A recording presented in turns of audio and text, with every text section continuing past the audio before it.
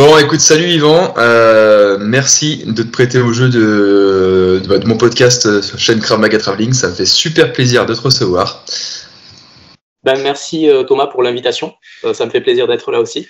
Je vois qu'on a pas mal de contacts en commun, notamment Michael Ouz, Guillaume Morel. Donc c'est bien. Ça va recouper un petit peu les différents podcasts que j'ai pu faire avec ces différents intervenants.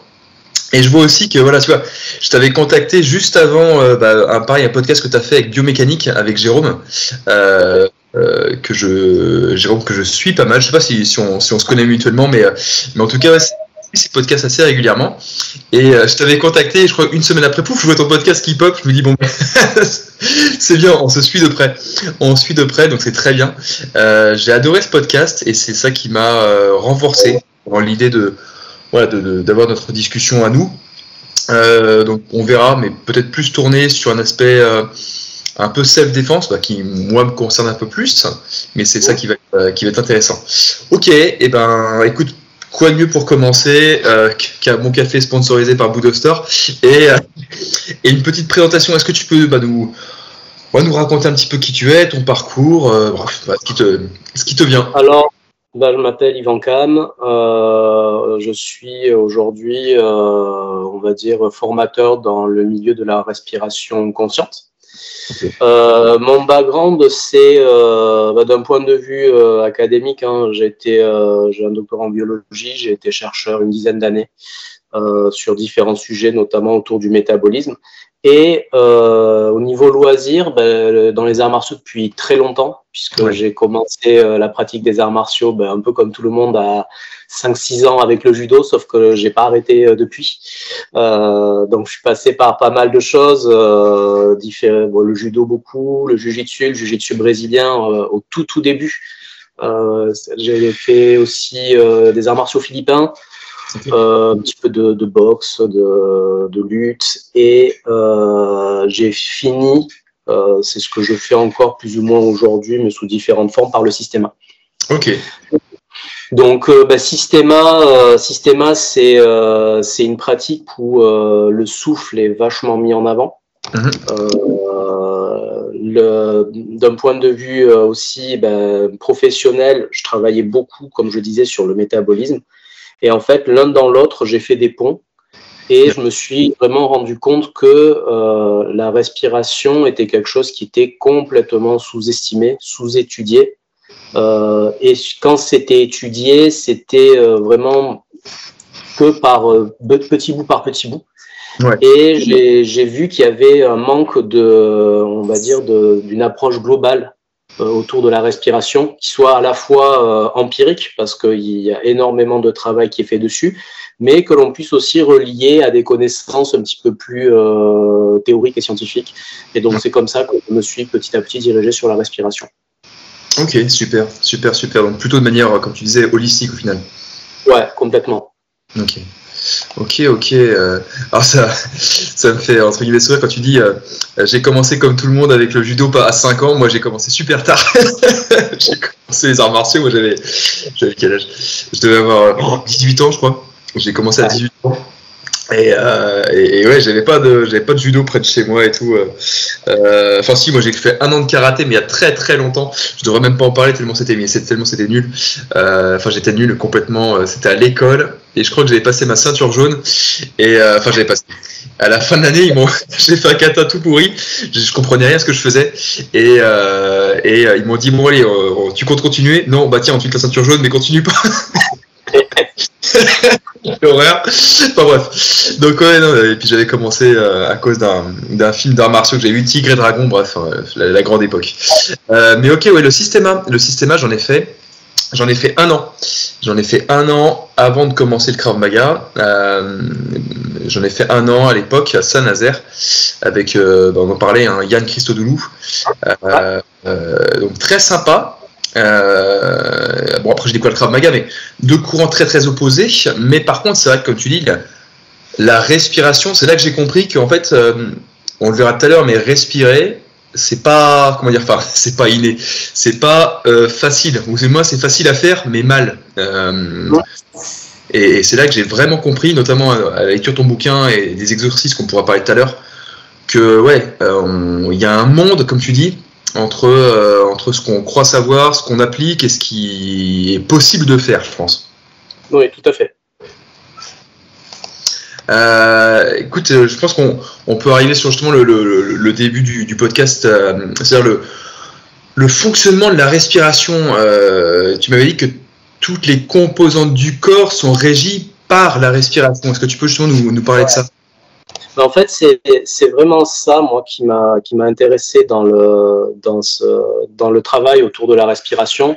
C'est pour les humains et pour à peu près tous les organismes aérobies, la respiration, l'oxygène, c'est indispensable. Ouais. Donc, amener l'oxygène à l'endroit où il est utilisé pour faire de l'ATP, c'est fondamental. Et l'humain ayant évolué, on est quand même loin de l'organisme unicellulaire, il a fallu mettre au point tout un tas de stratégies pour, en même temps qu'on évoluait, permettre à l'oxygène de revenir au niveau des mitochondries pour faire de l'ATP.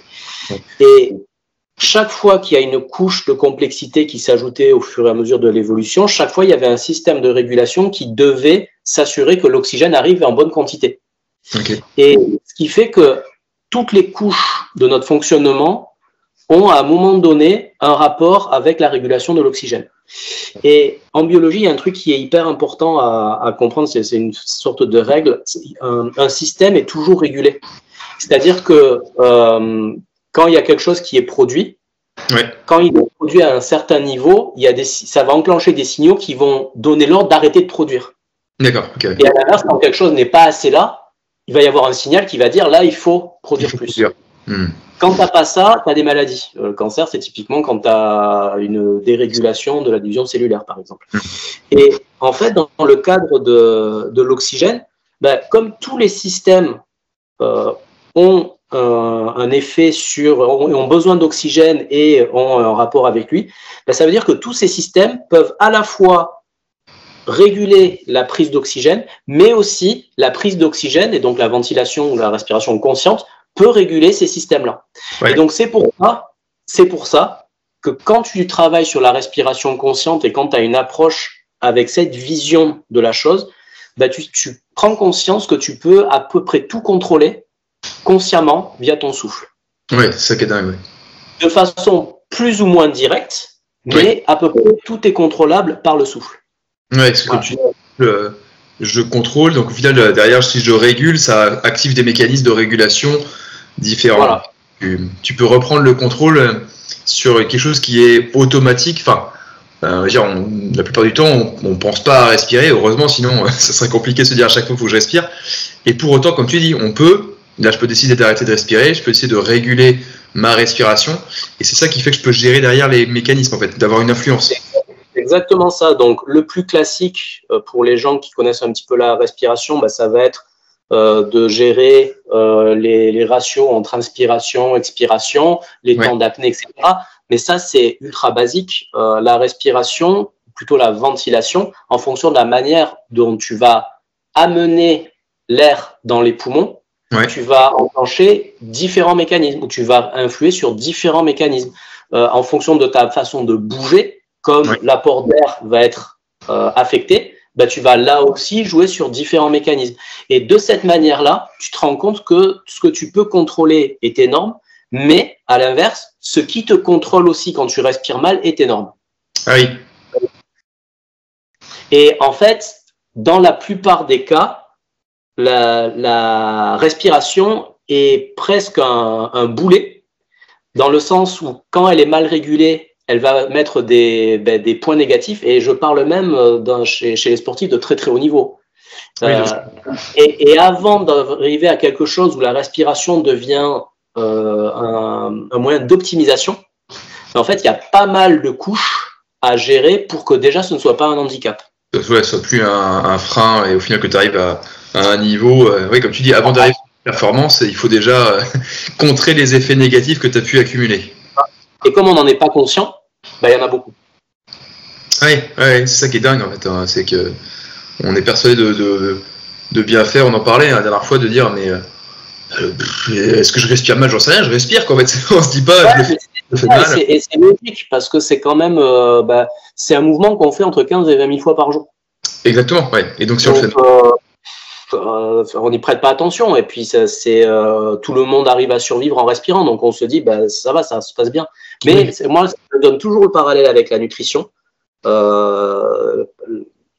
y a 30 ans, 40 ans, tu disais non mais attends, faut équilibrer ton assiette, il faut ce genre de choses, ça peut créer des allergies, ça peut machin, on t'en foutait. Oui, c'est vrai, t'as raison. Et quelqu'un qui venait te dire comment manger, tu le regardais en mode qu'est-ce que tu dis, quoi. C'est vrai. Et là, aujourd'hui, on en est à écoute, il te faut tant de micro-oligo-éléments pour que tu vois. Et la respiration, c'est pareil. Et quelque part, c'est logique, parce que la respiration et l'alimentation, c'est deux trucs qui vont ensemble. L'alimentation, c'est ce qui te va apporter le sucre que tu vas casser pour faire de l'ATP. L'oxygène, c'est ce qui va permettre d'oxyder. Donc, les deux vont ensemble. Et donc, si on peut atteindre ce niveau de complexité avec l'alimentation, faut s'attendre à atteindre le même niveau avec la respiration. Ouais, voire plus même. Encore ces deux mécanismes que tu peux contrôler au final et qui ont une influence derrière. Ouais, c'est vrai comme tu dis, on le mesure moins. Enfin, en tout cas, aujourd'hui. Mais c'est vrai que la nutrition, moi, je calcule grosso modo mon la journée, machin truc, et je fais gaffe à je fais gaffe. Je contrôle un petit peu, je pèse rien, mais je contrôle un petit peu. Et comme tu dis, à l'époque, avant mais rien que ça, tu dis ça à quelqu'un 50 ans en arrière, t'es un extraterrestre, quoi. Ah oui, complètement. Ton besoin calorique par jour, c'est quoi? Tu vois, c'est un peu. Tu manges, quoi. Même des gens, même pas 50 ans, je veux dire, quand tu vas à des repas chez des amis ou qui sont pas spécialement sportifs, ils vont te sortir des trucs, une connerie, mais genre knacky purée, allez, roule ma poule. Tu dis, c'est une connerie, mais ça ou n'importe quoi. Et tu dis, c'est pas, l'apport est pas fou. Mais quel apport? On s'en fout, on mange, c'est bon. Et ouais, un repas, c'est un repas. Comme tu dis, je respire pour respirer, je mange parce que je remplis le ventre et puis basta. Mais derrière les effets néfastes ou bénéfiques, ouais, c'est super intéressant. Et peut-être que dans quelques années, ça y est, on en viendra à une évidence même que manger 5 fruits et légumes par jour, respirer de telle manière, peut-être qu'on y arrivera. Pour moi, c'est probable, parce que en fait, quand tu regardes la courbe de publications scientifiques sur la respiration, tu vois que c'est quasiment le cas, j'exagère, mais en fait, c'est très plat jusque dans les années 2005-2010. Et depuis les années 2010, on commence à voir une exponentielle. Ouais. Je pense que si tu prends la même chose et que tu tapes les mots-clés nutrition dans les bases de données scientifiques, tu as à peu près la même courbe, mais à 30 ans de décalage. 40 ans de décalage. Qu'est-ce qui crée, à ton avis, justement, Alors, je pense que l'exponentiel, c'est que dès qu'on commence à en parler, les gens s'intéressent et donc commencent à en parler à boule de neige. Mais qu'est-ce qui fait qu'on s'est intéressé à ça? Bon, peut-être les problèmes de maladie et autres. Non, en fait, on s'y intéresse de plus en plus, justement, sur parce qu'on commence à se rendre compte que le fait que la respiration, par exemple, ait une action sur le système nerveux autonome, on commence à faire des liens en se disant non mais attends, il y a plein de maladies inflammatoires. Les maladies inflammatoires, c'est lié au système nerveux autonome parce qu'on est en sympathique, donc on fait plus d'inflammation. Pas toujours, mais souvent. Est-ce que la respiration, il n'y a pas un truc pareil, on est une société où il y a énormément de problèmes d'angoisse et de stress. Donc les gens, ils voyaient qu'en yoga, depuis en méditation, ils utilisaient la respiration, donc ils ont commencé à l'étudier. Et en fait, plus ils ont étudié, plus ils ont vu qu'en fait, il y avait des trucs qui marchaient, et donc plus de gens s'y intéressent. Mais si tu veux, jusque dans les années 90-2000, le gros de la littérature sur la respiration, c'était soit une littérature liée aux pathologies. Donc, tu vois, tout ce qui va être, chez les kinés, par exemple, tout ce qui va être des encombrements des bronches et toutes les maladies respiratoires, voilà. Soit c'était lié, et il y a eu des super avancées grâce à ça, à toute la médecine en anesthésie. Ou quand quelqu'un est anesthésié, en anesthésie générale, il faut gérer parfois sa respiration et du coup, on fait attention au gaz, aux pressions, etc. Donc, il y avait toute une littérature là-dessus. Mais c'était que de la littérature de gens malades. Il n'y avait pas vraiment de qu'est-ce que ça fait quand tu contrôles ta respiration, quand tu fais ces choses-là. Ça, c'est assez récent, en fait, comme type d'étude. On traitait le mal plutôt que de se dire qu'est-ce que ça fait quand... C'est pas traiter le mal, c'est que c'était nécessaire de s'y intéresser parce que la situation faisait que tu devais, mais on s'y était jamais penché réellement par curiosité. Et en fait, c'était presque le précaré des pratiques contemplatives comme la méditation, le yoga ou ce genre de choses. C'est presque là où tu avais ceux qui connaissaient le mieux les techniques de contrôle respiratoire. Chez les hommes, un peu. Oui, en effet. Ouais. Est-ce qu'on, sans forcément rentrer dans le détail scientifique, on parlait tout à l'heure d'ATP, mitochondrie, système nerveux autonome. Peut-être juste rappeler globalement le système nerveux autonome sympathique, parasympathique, sans le mot pour que. En fait, tu as une partie du cerveau dans le système nerveux autonome qui régule plein de fonctions autonomes, la température, la digestion, la production d'hormones, tout un tas de fonctions. Et en fait, c'est un équilibre entre deux branches. Une branche parasympathique qui va plutôt être utilisée pour le repos et la récupération, et une branche sympathique qui va plutôt être là pour répondre au stress. Okay. Et en fait, donc, c'est normal d'être dans la journée sur l'un ou sur l'autre. Le problème, c'est que le problème arrive quand on est trop sur la branche sympathique. Ce serait le même problème si on était trop sur la branche parasympathique, mais ça arrive moins. Ouais, mais le problème de la branche sympathique, c'est que on va trop consommer d'énergie globalement. Okay. On est tout le temps en stress, donc on consomme trop d'énergie et ça va créer tout un tas de problèmes liés à cette surconsommation d'énergie. Et la respiration, c'est quelque chose typiquement qui est régulé par le sympathique et le parasympathique, puisque quand on est en parasympathique, globalement, la fréquence respiratoire va baisser et quand on est en sympathique, elle va augmenter. Okay. Mais si volontairement tu augmentes ta fréquence respiratoire, tu vas passer en sympathique, et si volontairement tu diminues ta fréquence respiratoire, tu vas passer en parasympathique. Donc on a un de ces exemples de rétrocontrôle de l'un et de l'autre. Donc si je résume, le sympathique, c'est ce qu'on disait à l'époque, c'était l'accélérateur entre guillemets l'accélérateur du corps. Le parasympathique, c'est plutôt le frein. Et comme tu disais, si jamais je commence à hyperventiler, comme en Wim Hof, quand tu te mets dans un bain glacé, tu vas te baigner en hiver, si tu commences à hyperventiler, tu vas te stresser et au final, ça va créer une boucle, comme tu dis, de stress qui va augmenter et tu vas pas tenir. Si par contre, au contraire, tu essaies d'expirer plus longtemps, donc passer dans le parasympathique, logiquement, si tu le fais bien, encore une fois, tu es censé pouvoir arriver à calmer le système et à te détendre de manière relative. Mais ok, d'accord. Okay. Mais il y a une vraie logique à ça. Pourquoi ça marche comme ça? Tu es en état de stress. Donc, il faut que tu produises plus d'énergie pour t'adapter. Oui. Et pour produire de l'énergie, tu dois produire de l'ATP. Oui. Donc, tu as besoin de plus d'oxygène. Aussi bête que ça. Ok. Donc, à l'inverse, si tu respires vite, le cerveau, il se dit quoi? Ah, je respire vite, donc j'ai besoin de plus d'oxygène. Ça veut dire que je suis en stress. Ah oui, d'accord. Et donc, j'enclenche les mécanismes de stress puisque j'ai plus d'oxygène qui va arriver puisque je respire plus vite.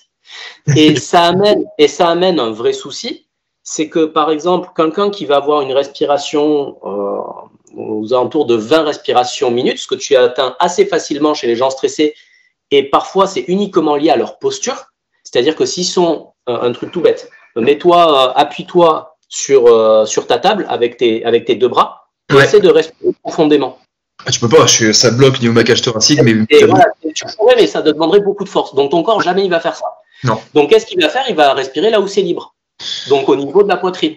Sauf ça, c'est pas des muscles qui sont faits pour avoir des contractions lentes. C'est des muscles qui sont là en accessoire, c'est des inspirateurs accessoires qui sont là quand tu fais du sport ou un effort physique et donc qui contractent et qui relâchent. Et quand tu utilises ces muscles-là pour respirer, comme ils ne sont pas faits pour avoir une contraction lente, ils vont préférer, pour prendre un même volume d'air, respirer 2 fois plus, faire 2 fois une contraction plutôt qu'une longue contraction. Et donc, juste à cause de cette position, ta fréquence respiratoire, elle va augmenter mécaniquement. Oui. Donc, comme ta fréquence respiratoire augmente, ton cerveau il se dit, attends, là, on est en train de prendre plus d'oxygène, notre fréquence respiratoire, elle augmente, donc on doit être en état de stress. Oui, pas de fumée sans feu. Donc, tu déclenches ton système de stress. Okay. Et comme tu restes comme ça longtemps, tu es tout le temps en stress, sauf qu'au bout d'un moment, toi, tu le sens que tu es en stress. Et le cerveau, là, la partie consciente du cerveau va se dire, mais attends, mais pourquoi je stresse? Donc, il va te falloir une raison. Et c'est pour ça que tu vas prendre n'importe quelle raison qui colle pour te dire, ouais, je suis en stress à cause de ça. Et c'est pour ça que les gens, ils vont se faire une montagne de tout petits trucs parce qu'ils trouvent une excuse à une situation où ils sont pas bien. Et cette situation, ça peut être simplement qu'ils sont mal assis au bureau. Une sorte de biais de confirmation, quoi. Ouais. Et comme c'est vicieux. Ouais, c'est dingue. Et simplement parce que tu te tiens mal. Et des gens comme ça, j'en ai plein. Ça me fait penser à la blague de maternelle, tu sais, quand on dit, c'est les guignols de l'info qui avaient fait ça, ils avaient dit, mais Bob, pourquoi tu mets, je sais plus quoi, de cocotte en papier sur la table?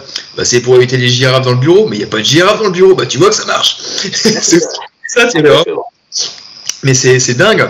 Et oui, en fait, je pense à ça comme de posture. Bon, on le verra peut-être tout à l'heure, mais quelqu'un qui manque de confiance en soi, en s'habituant sur dit, futur vidéo, je vais sortir, mais une cible molle, tu sais, qui est renfrognée, qui est comme ça, qui avance comme un bouchon sur la flotte. Mauvaise respiration, crée du stress, etc. Alors que quelqu'un de plus conscient, d'assertif, il va être plus droit, plus cible dure, renvoyer des signaux plus forts, et au final, tu respires mieux, quoi. T'es beaucoup mieux. Ça va ensemble, en fait. Le fait de bien respirer, normalement, ça crée une ouverture qui pose une posture, mais qui aussi diminue les signaux de stress, puisque si tu as la place pour respirer, tu vas respirer plus lentement. Ouais. Et du coup, tu vas pas induire ces signaux-là. Donc, effectivement, les gens qui ont tendance à être serrés comme ça et qui respirent vite, c'est des victimes. C'est des gens, tu sais qu'ils n'ont pas d'énergie, ils n'ont pas de posture. C'est des gens qui vont mourir, en fait. Donc, tu t'attaques à ces gens-là. Oui, mais c'est animal, quoi. C'est super animal. C'est animal, mais c'est pas... Si tu te demandes qu'est-ce que la personne sent qui fait de cette personne-là une victime, globalement, c'est presque son état de santé. Une personne qui est constamment en stress, la laisse comme ça, elle va avoir des gros problèmes de santé. Donc, elle est plus faible. Oui, mécaniquement parlant. Ouais. Donc, c'est plus facile. Ah, c'est dingue. C'est ok. Je crois que on a bien compris là, justement, pourquoi les composantes du corps sont régies par la respiration. Bon, je pense que c'est bien expliqué. Et justement, maintenant, on parlait de respiration à l'effort. Comment on peut justement appliquer ces fameux concepts de la respiration au domaine sportif de manière très générale, je ne parle pas de Krav Maga, de self, de sportif. Ouais. Alors, en fait, pareil, ça, c'est hyper intéressant parce que partout, tu peux l'appliquer. Tu peux l'appliquer au niveau cognitif, tu vois, pour être plus lucide, avoir moins l'effet tunnel, etc., parce que tu vas jouer justement sur ton système nerveux. Tu peux jouer sur ta posture. Tu peux jouer sur la manière dont tu génères la force. Et ça, c'est un vrai sujet qui est complètement sous-exploité et qui, justement, ça se voit beaucoup dans des pratiques comme l'aïkido ou le systema. Mais ça a l'air tellement facile qu'on pense que c'est pas vrai. Mais par contre, tu vois des gens qui font le même genre de choses dans des sports où il y a tu vois, dans le foot, en rugby, tu as des gens qui font le même genre de choses pour qui ça a l'air facile, mais là, personne n'ira parce que c'est dans un contexte où on sait très bien que les types qui font ça, il y a des mecs en face qui veulent leur prendre le ballon, qui veulent les mettre par terre, tu vois. Mais c'est la même forme de corps. Et cette forme de corps, elle peut s'obtenir par la respiration. Tu as tout un travail métabolique sur comment, en fait, tu vas gérer les gaz, le CO2, l'oxygène, etc., la température dans le corps pour mieux assimiler l'oxygène. Et tu as un truc qui va être beaucoup plus, on en a un petit peu parlé, mais nerveux, dans le sens où, par exemple, ton cœur, tu vas pouvoir mieux le gérer avec ta respiration et lui éviter de faire des trop gros à-coups. Ce qui est un truc qui, en sport, notamment, tu vois, des sports comme le basket ou le foot ou même les sports de combat où tu as des accélérations et où tu te poses, etc. Mais en fait, ton cœur, faire des pics comme ça, c'est hyper fatigant. Et avec la respiration, tu peux lisser ces pics. Donc, en fait, tu vas économiser beaucoup d'énergie grâce à ça. Okay. Donc, tu vois, il y a vraiment toutes les composantes de la performance sportive, tu peux y apporter un appui par la respiration. Donc, c'est hyper vaste. Aujourd'hui, les gens qui s'intéressent à ça, ils vont plutôt le faire sur le côté psychologique et un petit peu sur le côté métabolique. Sur le côté biomécanique, j'ai jamais vu personne qui faisait ce travail-là de façon vraiment précise. Et sur le côté physio, c'est un peu empirique. Quelques personnes le font, mais c'est plutôt empirique. J'ai rien vu de très méthodologique en fait pour faire ça. Ok. Non mais je comprends ce que tu veux dire. Ouais, point de vue sport, c'est vrai que c'est. On en parlait. Si tu as une forme de corps qui diffère de ce qu'on peut trouver régulièrement, en fait. La personne, enfin l'attaquant au foot ou autre, au basket, va finir par être. Là, j'ai un super exemple parce que j'ai donc une des personnes que je suis qui aujourd'hui, donc elle fait des tests pour entrer en NFL et on lui a complètement mis cette forme de corps là. Donc en termes de performance physique, il a vachement gagné. Mais il se heurte aujourd'hui à un problème, c'est que il y a des exercices qu'il fait. Oui. Alors, le défenseur n'arrive pas à le lire, c'est-à-dire qu'il passe. Le coach, sur le terrain, n'arrive pas à le lire, c'est-à-dire qu'il se met en face, il est parti, le coach, il réagit pas, il tourne la tête. Mais par contre, quand on regarde à la vidéo, donc d'un point de vue extérieur, ils vont dire « Ah non, mais attends, regarde, là, tu montes les bras, là, tu fais ça, donc ton truc, il est pas bon. » Mais sauf qu'en fait, ils ne voient pas ce qui fait le mouvement. Ils n'ont pas l'œil pour comprendre qu'est-ce qui fait son déplacement, et ce qu'il regarde, ce sont des indicateurs qui apparaissent mais trop tard. C'est-à-dire que quand ces indicateurs-là, eux, ils les voient, lui, il est déjà parti. En fait, tout le mouvement est fini. Il voit la fin du mouvement. Mais eux, ils se disent « Ah, tu fais des appels, donc c'est pas bon. » Et ce qui est encore plus rigolo, c'est que quand il y a les gens qui sont avec lui qui font les mêmes choses, ils vont lui dire « Tu vois, lui, il le fait bien. » Sauf que lui, sur le même exercice, par exemple, sur des exercices de course, sur des virages de clous, il va mettre 1 seconde de plus. Tu vois? Et en fait, même donc des gens qui sont hyper pointus dans ce qu'ils font, comme ils n'ont pas l'œil, ils ne comprennent pas ce qui se passe. Oui, comme on dit, on ne reconnaît que ce qu'on connaît, en fait. C'est exactement ça. Et tu vois, en gros, c'est du même acabit que les gens qui disent que Lionel Messi, il est bon parce qu'il a un centre de gravité bas, quoi. Oui. C'est ridicule comme affirmation, mais pourtant, ils n'ont pas d'autre explication plus intelligente. Alors après, tu as la technique, tu as tous ces trucs-là, mais sur la forme de corps, il ne fait pas ce qu'il fait parce qu'il est petit. Oui, petit. D'une autre manière. Et ce truc-là, tu peux l'obtenir par la forme respiratoire. Et c'est des trucs on retrouve beaucoup Ueshiba avait complètement cette forme de corps. Un mec comme Mifune, quand tu vois ses vidéos, il avait cette forme de corps. Ryabko avait cette forme de corps, Vassiliev a cette forme de corps. T'en as qui ont cette forme de corps-là, mais comme on est dans les arts martiaux, on va toujours dire non, mais le mec il fait semblant de voler. Mais en fait, ce qu'on ne comprend pas, et surtout que ça c'est l'autre truc, on le voit très très bien dans le sport, mais dans les arts martiaux c'est plus compliqué. Comme quand tu es à l'extérieur, tu comprends pas ce qui se passe. Tu as l'impression que le mec il est lent, que le mec il fait le mouvement, il est lent, et que donc du coup l'autre il a forcément vu puisqu'il est lent. Et effectivement, de l'extérieur, c'est lent. Mais quand tu es devant, comme tu ne reconnais aucun des appels du corps, tu es pris. Oui. Et je le répète, en système en Aikido, on va te dire non, mais c'est n'importe quoi. Ok, c'est n'importe quoi. Maintenant, en sport, quand tu vois la même chose, tu es obligé de réfléchir. Et moi, ce que je dis toujours, c'est de toute façon, plus les gens mettront de temps à réaliser que ce que je raconte, ça marche, plus moi j'aurai de temps pour former des gens qui auront un avantage compétitif élevé. Donc ne me croyez pas, continuez à penser que c'est le centre de gravité qui fait que. Oui, et puis de toute façon les résultats parleront d'eux-mêmes au final. Justement, tu parlais des arts martiaux et du système A, ça fait une bonne transition. Justement, quel est le lien entre justement les arts martiaux, enfin quel lien on peut faire entre les arts martiaux et la respiration? Tu parlais du systéma à l'instant.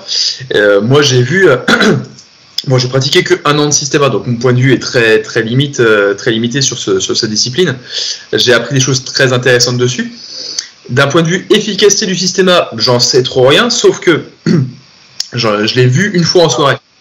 T'as un prof qui a utilisé le systéma, pour maîtriser un type qui était complètement, très énervé en soirée, j'ai même pas trop compris, il était là, il a mis une main là, il l'a plié comme un accordéon, on n'a rien compris, et pourtant c'était vraiment rien de reconnaissable, c'était pas une technique en force, c'était bizarre, c'était très fluide et bloup, plié quoi, et je dis ok.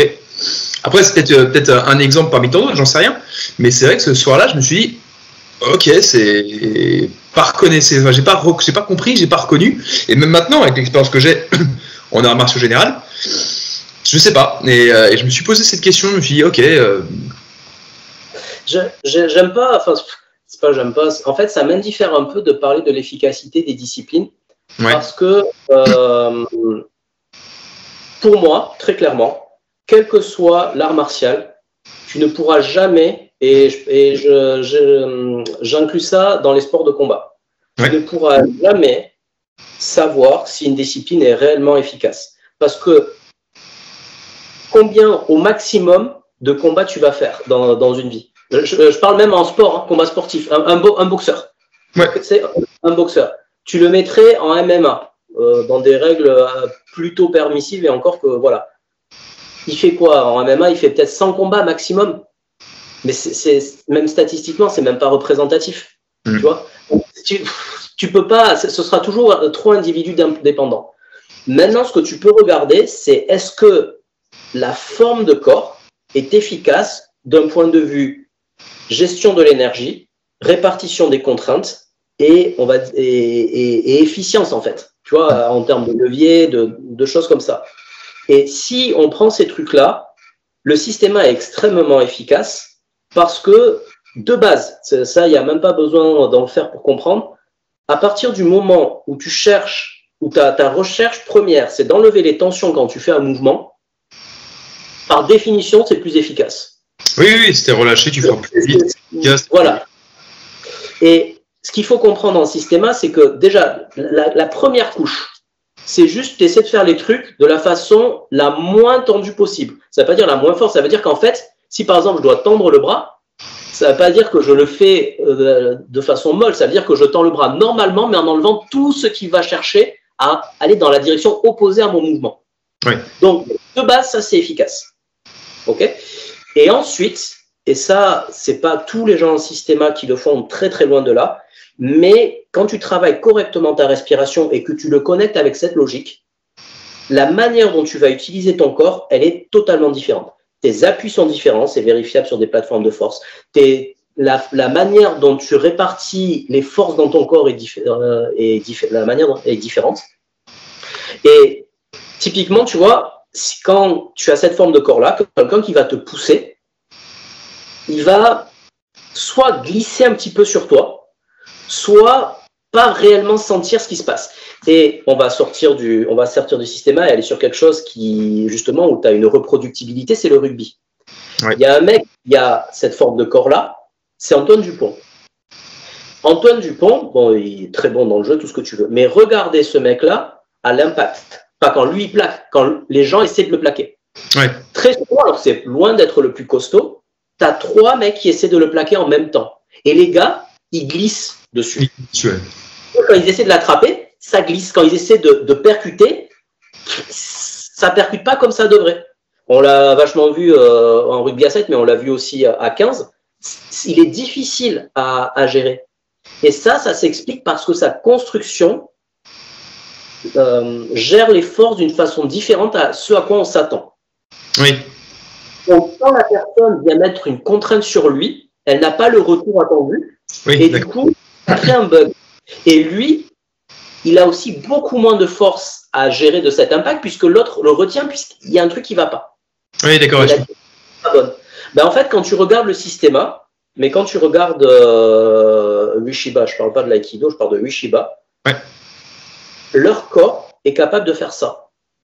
Et pour moi, c'est là où réside leur vraie force, c'est dans cette capacité à ne jamais laisser la contrainte mécanique rentrer dans la structure, toujours faire en sorte que la contrainte mécanique soit bloquée dans la structure de l'autre, et du coup que l'autre soit toujours empêtré. Et il y a un point supplémentaire qui fait que ça marche et que c'est efficace, c'est que c'est passif. C'est-à-dire que les mecs ne sont pas en train de réfléchir à comment je vais faire ça. C'est que tu leur poses la main dessus, la force, elle revient vers toi.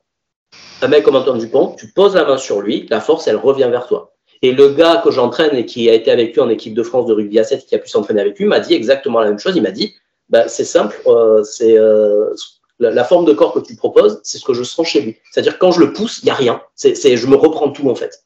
Ouais, je comprends. Ouais, contrairement à, je sais pas, tu pousses un mur, tu sens qu'il y a une résistance, quoi. Alors qu'au Systema, de mémoire, c'était, on te pousse une épaule, en fait, tu t'es relâché, ce qui fait que l'autre épaule part et boum, t'as. Ça, justement, ça, c'est le niveau basique et de formation du Systema, mais qui est absolument pas applicable. Okay. Le truc de tu fais ça quand on te pousse, c'est si tu le fais de façon active, ça ne peut pas marcher. Dès que ça va aller vite, tu vas pas avoir le temps de faire ça, et quand tu vas faire ça, tu vas te déséquilibrer, tu vas te prendre un retour. Ce truc-là ne marche que parce que ton corps est construit de telle sorte que quand tu fais ça, ou quand plutôt tu as ton épaule complètement relâchée, que quelqu'un te pousse et que tu laisses la poussée rentrer parce que tu ne fais rien, tu es parfaitement passif, ça ne te déséquilibre pas. Si quand on te pousse là, ça te déséquilibre si tu es passif, ce truc-là ne peut pas marcher parce que tu es sur tes talons. Donc, tu ne pourras pas bouger parce que tu auras un transfert de poids à faire avant de pouvoir te remettre en mouvement. Par contre, quand tu as la forme de corps qui est en place, quand on te fait ça, c'est complètement passif, mais ton centre de gravité n'a pas bougé. Ce qui fait que tu peux, pendant qu'on te fait ça, toi, tu peux aller sur l'avant. Oui, je comprends, d'accord. Donc, ces trucs-là qu'on voit en Systema où ils sont tous désarticulés, en fait, ça rejoint ce que je disais sur les coachs qui ne voient pas. Quand tu ne vois pas ce qui se passe, tu essaies de reproduire ce que tu vois à l'extérieur et tu essaies de prendre une manifestation comme une technique. Oui, c'est-à-dire que quand tu regardes Ryabko ou Vassiliev bouger, effectivement, tu les pousses, leur corps, il fait ça. Mais c'est pas qu'ils font ça, c'est que comme tu les pousses et qu'ils ne mettent pas de résistance, leur corps va là. C'est pas la cause alors, de quand tu travailles de façon technique, tu vas dire, on pousse là, on va enlever le bras. Oui, d'accord. Et ça marche pas. Ou ça marche quand c'est très lent. Et dès que tu vas accélérer, ça marche plus. Parce que le problème, c'est pas que tu enlèves l'épaule. Le problème, c'est que quand tu enlèves l'épaule, où est le reste de ton poids? Si le reste de ton poids suit ton épaule, tu es bloqué en fait. Tu peux partir en arrière. Tu vois, et c'est ça qui fait que pour moi, le Systema est mal compris et que c'est compliqué de parler d'efficacité si la personne en fait n'a pas la forme de corps qu'il faut. Parce qu'en fait, ce qu'elle fait, c'est elle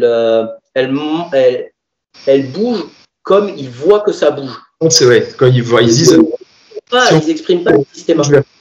Et pas, c'est pas là, ils le font par, par objectif et pas par conséquence de la forme de corps. Voilà. Et je le répète, c'est trop compliqué ce truc de relâchement et à faire de façon active. Si c'est pas passif, et encore plus en masse attaque, c'est illusoire. C'est illusoire. Ces trucs-là ne marchent que parce que quand on te pose la main dessus, toute la force que la personne t'a posée doit lui revenir dans les talons. Et donc, tu travailles toujours sur des gens qui sont déséquilibrés. Si tu n'es pas capable de générer ça par ta forme de corps, c'est illusoire de penser que ça va marcher parce que tu vas avoir la sensibilité, la réactivité et tout ce que tu veux pour que quand quelqu'un te pose là, tu mets le corps je sais pas comment et tu le... Ça peut pas marcher en fait. Ouais. Dès que tu es actif, ça ne peut pas marcher. Ouais, dès que tu es réactif, il faut que tu sois toujours dans l'automatisme, comme tu disais. Ouais. C'est même pas... je parlais même pas d'automatisme. Parce que tu vois, l'automatisme, typiquement, c'est ce que tu vas faire en Krav Maga, en boxe, où tu vas apprendre ou en penchak, tu vas apprendre des enchaînements qui vont sortir de façon réflexe. Action-réaction. Ouais. Voilà. Moi, ce dont je te parle, c'est une passivité de l'ordre de la construction. Oui. C'est-à-dire que, par exemple, je dis n'importe quoi, un arbre, tu le pousses, il n'est pas en train de résister, il est juste comme ça. Oui. En fait, ce que tu dois générer en Systema, tu le génères parce que tu es construit comme ça. C'est pas que tu es conditionné à réagir comme ça, c'est que tu es construit comme ça. Donc, quand la force arrive, ben, la manière dont elle va se déplacer dans ton corps, c'est ça. Oui. Oui. Tu vois, c'est vraiment une subtilité importante. Ce n'est pas de l'automatisation, c'est un état.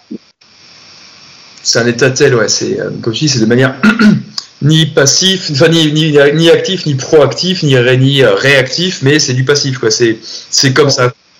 Voilà. Ouais. Et donc là, si on parle d'efficacité à ce niveau-là, oui, c'est efficace parce que tu n'as rien à faire pour avoir de l'effet. Et quand tu bouges, ben, alors en plus, je ne vais pas rentrer dans la biomécanique que ça implique, mais tu es beaucoup mieux aligné, on va dire. Donc quand tu veux générer de la force, c'est plus efficace aussi d'un point de vue mécanique. Mais voilà, si on parle d'efficacité dans ce sens-là, oui, le système est extrêmement efficace. Et j'ai presque envie de dire, c'est une des disciplines les plus efficaces qui soit. Maintenant, d'un point de vue technique, le système pour moi n'a pas vraiment d'intérêt. Parce qu'en fait, tout n'est que l'expression de cette forme de corps. Donc, oui. Tu vois, il n'y a pas réellement de notion technique, en fait. Ça n'a pas vraiment de sens. Oui, je comprends. Moi, je ne le pratique plus d'ailleurs en tant qu'art martial, mais que je l'amène plutôt dans le sport. Parce que tu vois, en appliquant ça, je suis capable d'amener des trucs dans des sports qui sont totalement différents. Ça va de la natation au tennis, sans parler le rugby, le foot, l'escalade, tu vois. C'est la conséquence d'une forme de corps, en fait. Ouais, que tu peux appliquer de manière générale, quoi. C'est ça. Ok. C'est vraiment intéressant. Est-ce qu'il est possible d'optimiser notre apprentissage des arts martiaux, parce que c'est ce qu'on parlait, mais de manière générale, est-ce qu'il est possible justement d'améliorer notre connaissance, notre apprentissage de manière générale des arts martiaux par la respiration? Est-ce que, en gros, si je reformule, est-ce que si j'adopte une bonne respiration ou certaines techniques respiratoires durant un cours de, peu importe, admettons de Krav Maga pour la chaîne, est-ce que je peux améliorer mon apprentissage? Alors, tu vas avoir plusieurs niveaux dans cette question. La réponse est oui, parce que si tu gères bien ta respiration, que tu ne fais pas d'apnée, etc., tu vas pouvoir tenir plus longtemps, oui. Simplement pour des raisons bêtement énergétiques. Tu vas moins stresser, donc tu vas être plus lucide, donc tu vas mieux enregistrer. Pareil, bêtement pour ces raisons-là. Maintenant, ça, c'est de l'astuce pour moi presque. Okay. Tu vois, même ça devrait être naturel, c'est des petites astuces qui vont te faire gagner un peu. Maintenant, et ça, je parle de ça vaut, je pense, pour toutes les disciplines, parce que tous les meilleurs de la discipline, quand tu vois comment ils bougent, ils ont un truc différent. Et si tu arrives à résoudre l'équation suivante, quel que soit mon geste, je n'ai pas à sacrifier le fait de respirer pour le faire de façon efficace, oui. Là, ton niveau, il va être délirant. Si tu regardes ce que dans les différentes pratiques martiales, etc., quand tu vas frapper, quand tu vas faire n'importe quoi, soit tu vas expirer, oui. Soit tu vas bloquer. Ok ? Oui. Oui. Essaie de faire un enchaînement que tu as l'habitude de faire sur une inspiration. Tu vas voir que tu vas te retrouver très emmerdé. Oui, tout à fait. Oui. Donc, ça veut dire qu'en fait, tu es contraint par ta respiration à bouger d'une certaine manière et que bouger d'une certaine manière contraint ta respiration. Ouais, si je prends un exemple, Théo, tu fais du bench, tu essaies d'inspirer en poussant, bah, je sens que rien que d'y penser, ça me... Ouais. Et en fait, quand tu prends conscience de ça, tu te rends bien compte qu'il y a un souci. Oui. Tu ne peux pas conditionner le truc le plus important que tu fais à la manière dont tu bouges. Donc, c'est que tu ne bouges pas de la bonne manière. Donc, si tu veux vraiment avoir une énorme progression dans la pratique des arts martiaux, il faut réussir à résoudre ce problème. Comment je fais pour que ma respiration ne soit pas influée par mon mouvement et que mon mouvement n'influe pas la respiration. Oui. Et quand tu arrives à dissocier les deux, tu as trouvé une nouvelle manière de bouger qui va te rendre bien plus efficace. Oui, je vois. Donc, ouais, plus avant que tu gagnes en efficacité. Parce que c'est vrai que nous, naturellement, tu vois, même je pense qu'en. Alors, parce que pareil, encore une fois, karaté, j'en parle de ma mini-expérience, mais le fameux kiai, tu expires d'un coup sec, où tu viens, quand tu vas donner des coups, tu viens utiliser la respiration pour frapper, même en boxe pied-point. Je veux dire, quand tu viens dérouiller ton poing au dernier moment, tu viens mettre ta contraction au dernier moment pour garder en fluidité, et tu viens expirer au moment des frappes. Je veux dire, quand tu fais un shadow, c'est pareil, on a tendance à expirer sur chaque frappe, on a tendance à. Faudra que j'essaie de faire un peu l'inverse. Enfin, encore que quand tu fais un shadow doux, tu peux. Moi, des fois, je m'amuse à garder une respiration. Enfin, en fait, je fais ni gaffe à ce que j'inspire et ce que j'expire, mais par contre, pour le bench, si je reviens à mon exemple, bah, je sais que ouais, je vais bloquer, je vais inspirer sur la phase descendante, je vais garder une phase de contraction isométrique pour pouvoir bloquer ma respiration au moment de la poussée, le début de la poussée, et expirer en fin de mouvement, quoi. Et il ne me viendrait pas trop à l'esprit de faire l'inverse. Enfin, plutôt qu'il y ait une charge un peu plus importante, quoi. Mais ouais, je comprends. Ben, je vais te donner un exemple sur ça, justement. Du développé de coucher à 100 kg, c'était un des trucs que l'athlète qui est en NFL, là, il doit faire. Ils doivent en faire 10. Ouais. C'est la barre de seuil. Mais c'est pas du tout son truc. Et donc, il les fait, mais sans plus. On a changé sa manière de faire son mouvement en faisant en sorte, justement, qu'il pousse pour le coup en inspirant. En vrai, il pourrait le faire en expiration, mais pour mieux le sentir, on l'a fait en inspirant. Ben, il pousse beaucoup plus lourd. Ok. Mais c'est pas parce qu'il inspire, c'est parce que il a changé la manière globale de faire le mouvement pour que l'inspiration puisse se faire sans que ça pose de problème. Ouais, pour, comme tu disais, séparer les deux pour ne plus gêner l'un avec l'autre. C'est ça. Et donc ça, c'est une première chose. Et ensuite, quand tu as séparé les deux, tu peux utiliser ton mouvement pour amplifier ta respiration et tu peux utiliser ta respiration pour amplifier ton mouvement. Mais tu le fais de façon volontaire. Ce n'est pas une nécessité. Oui, je comprends. Tu arrives à dissocier les deux, donc après tu peux l'utiliser à bon escient plutôt que d'être dépendant de ça. C'est ça. Et donc si on revient à ce que je disais, tu vois, par exemple, le fait de contrôler ta respiration, le truc de base, hein, tu fais en sorte de ne jamais faire d'apnée pendant ton cours. Ben, quand tu arrives à dissocier les deux, tu ne fais plus d'apnée pendant ton cours. Puisque peu importe la manière dont tu vas bouger, ça n'influe pas sur ta respiration. Oui. Donc ça, c'est pour moi la plus grosse piste d'amélioration, notamment dans les arts martiaux, c'est ça. C'est comment je fais pour que ma respiration ne soit pas influée par mon mouvement de façon spontanée. Voilà. Et quand j'arrive à dissocier les deux, ouais, là, il va se passer des trucs intéressants. Ouais. Et après, là, tu vas pouvoir utiliser ta respiration à bon escient plutôt que d'être dépendant d'elle. Tout à fait. Ok. Ouais, c'est vrai que c'est une approche comment dire, je veux dire inhabituelle, mais dans le sens vraiment au pur. On n'a pas cette habitude en fait. On a appris. Tu regardes n'importe quelle vidéo de bench. Bah tiens, descends en phase, inspire, expire à l'effort, inspire en phase concentrique, expire en phase excentrique, l'inverse, inspire, etc. L'inverse, mais ouais, on n'a pas on a cette dépendance directe de la respiration et on n'apprend pas à faire l'inverse, quoi. Contrairement à ce que j'ai pu voir, toucher du doigt en systéma, où on devait maintenir une respiration constante, peu importe ce qu'on faisait, qu'on marchait, qu'on bougeait, qu'on faisait des squats, qu'on faisait des. C'est même pas, je dis même pas ça parce que c'est le systéma, mais. Ouais, non, c'est. Respirer, c'est le truc le plus important. Si tu arrêtes de respirer quelques minutes, tu tombes dans les pommes et après tu meurs.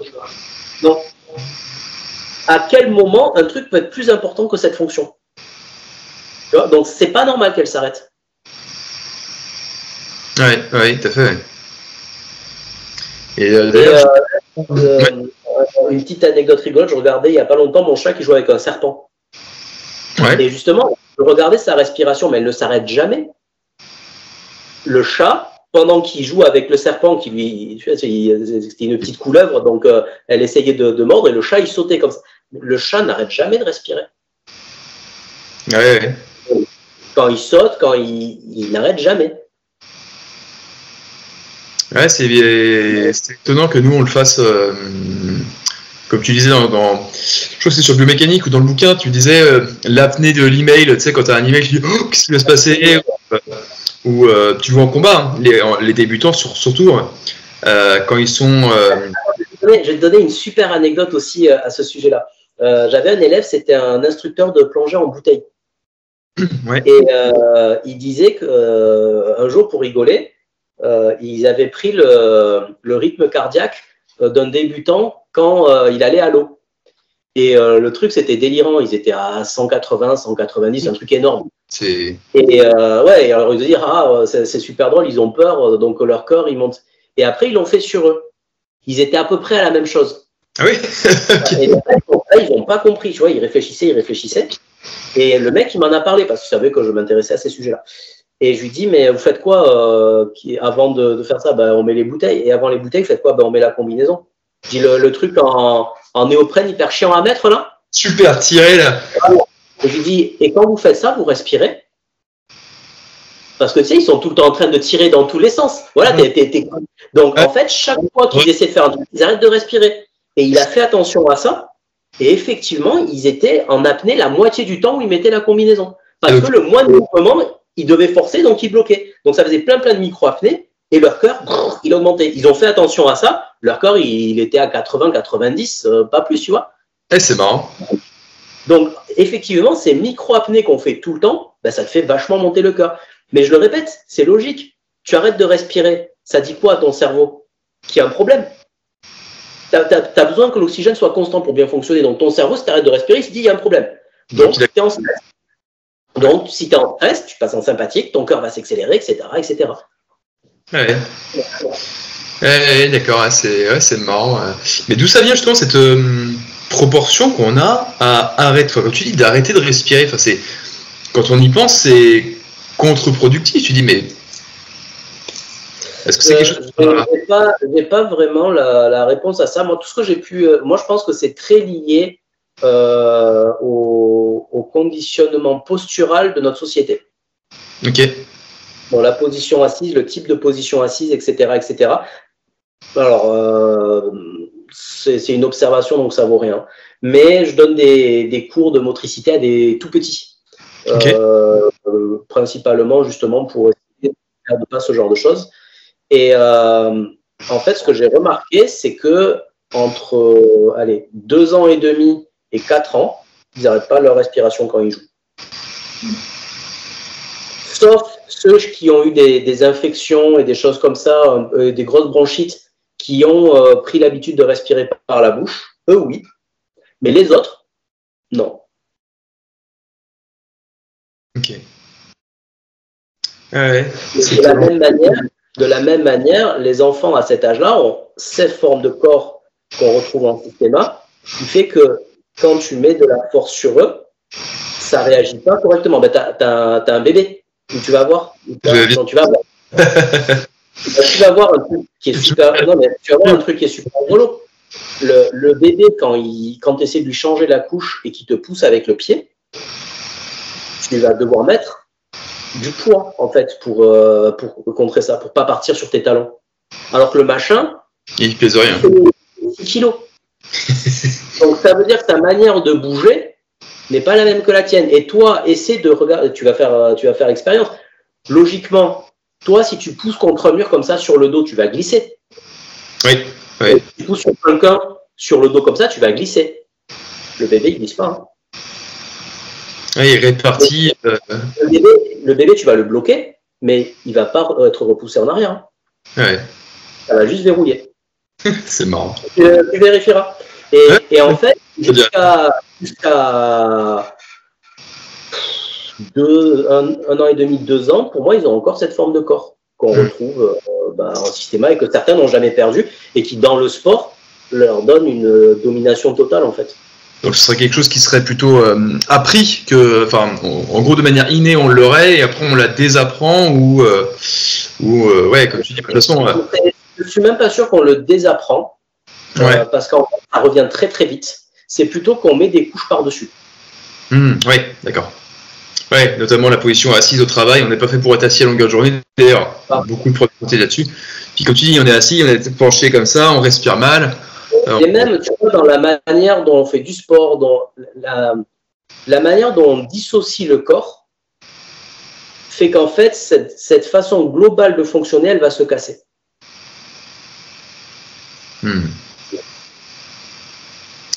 on perd un truc tout con, le squat ou les pompes. Ouais. Ben, en fait, tu peux faire ça, ben, on le fait en système, quand c'est bien fait, c'est tout le corps qui est engagé dans le mouvement. Oui. Tu dis tout le corps et tu engages tout le corps. Mais tu peux aussi le faire en n'utilisant que les bras. Oui, oui, tout à fait, ouais, bien sûr. Tout le monde le fait en faisant que les bras, parce que comme c'est un exercice de musculation, tu veux isoler aussi un peu. Mais en isolant, par définition, tu sépares. Oui. Et en fait, toute la manière de bouger qu'on apprend, elle vient isoler, en fait. Oui, je pense que les gens le perdent. Ouais, c'est possible, ouais. C'est même, ouais, c'est à tester, c'est vrai que, ouais. Ah, c'est vrai que c'est étonnant quand même d'arriver à ça, de se dire que, comme tu dis, on en vient à mettre des couches superposables, justement, qui sont pas... Et pour résoudre les problèmes de ces couches dysfonctionnelles, quand elles le sont, tu vas rajouter d'autres couches. Non, mais c'est exactement ça. Oui. Le médicament, du truc, du machin, tiens, remettez... tu traites le problème, quoi. Technique, enfin, je vais revenir à l'aïkido, mais pourquoi autant de techniques, par exemple, pour faire une clé de poignet? Parce qu'en fait, non, mais c'est parce que tu n'as pas la forme de corps qui fait que la clé de poignet s'impose d'elle-même à partir du moment où tu vas dans une certaine direction. Donc, tu as besoin d'1 milliard d'astuces techniques pour faire la même chose. Mais en faisant ce milliard d'astuces techniques, tu sépares tes mains, tes bras du reste du corps. Et petit à petit, tu dissocies jusqu'à ce que ce soit hyper difficile de tout rassembler. Et d'ailleurs, ça c'est un truc rigolo, hein. Demande à des pratiquants, ça j'avais fait une fois de trucs très techniques comme du jiu-jitsu, de l'aïkido, des choses où ils font plein de clés, ouais. de faire des exercices de coordination droite-gauche. Bah, tu vas voir qu'en fait, ils vont être tous en galère alors qu'ils savent faire 1 milliard de clés. Ok. Ouais, est-ce qu'ils ont mis, comme tu dis, plusieurs couches d'apprentissage de technique. Et ils oublient que le corps, il marche comme un ensemble, en fait. Ok. Faudrait que j'essaye de... Je crois que j'ai le père d'un pote qui est pratiquant assez émérite d'aïkido. Faudrait que j'essaie de ça avec lui. Faudrait que j'essaie de ce domaine-là. Ok, bah c'est vraiment super intéressant ça, ce point-là. On en parle depuis tout à l'heure, hein, le stress. Le stress, tu disais tout à l'heure, le stress active le système nerveux sympathique qui forcément influence notre manière de respirer. On respire de plus en plus, enfin de plus en plus vite. Comment justement respirer en cas de stress? Alors, si je reprends vraiment l'idée derrière ça, stress, bon, il y a le stress un peu de la vie de tous les jours, mais stress d'une agression, pour reprendre un peu le thème Krav Maga Traveling, self-défense, le type, je sais pas, enfin d'une agression, d'une altercation de manière générale. Tu es au volant de ta voiture, un mec te fait une queue de poisson, t'es énervé, tu klaxonnes, le mec sort de sa bagnole, tu commences sûrement à faire une apnée, à stresser, hyperventiler. Comment tu peux, je parle pas de désamorçage de toutes les techniques derrière, mais simplement comment tu peux revenir à la régulation, à revenir à quelque chose de maîtrisable par la respiration?